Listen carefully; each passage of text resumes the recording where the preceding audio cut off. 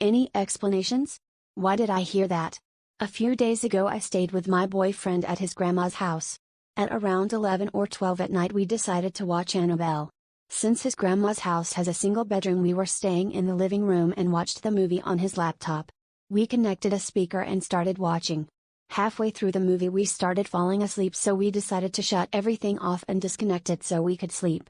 Next thing I know is I was being woken up by the sound of an organ and the speaker making an interference noise. I thought it was my imagination, so I tried to brush it off and go back to sleep, but every few minutes the same noises would go off. I tried waking my boyfriend up by shaking him, but he was too deep in sleep. After an hour or so of me waking up and going back to sleep, my boyfriend's mom comes out of the room and starts shutting all the windows and doors off. She goes back in the room and shortly after comes out again and wakes up my boyfriend. While she's doing that I hear the same organ and speaker right a reference one last time, but get confused at their lack of reaction.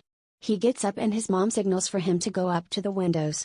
They stand there for a few minutes and then he comes up to me and I ask him what's going on, and he says that his mom was hearing really heavy chains being dragged outside. By this time it was around 5 in the morning. I decided to ask them about the organ and speaker noise and they looked at me confused and told me they didn't hear any of that.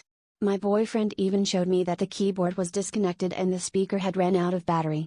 I just stood there confused trying to figure out why I was the only one who heard that. We stayed there a few more minutes and I slowly started falling asleep again. Right before I fell completely asleep I heard a woman's voice saying, "Stop, don't do that." I really don't have an explanation for this but wanted to share it with you.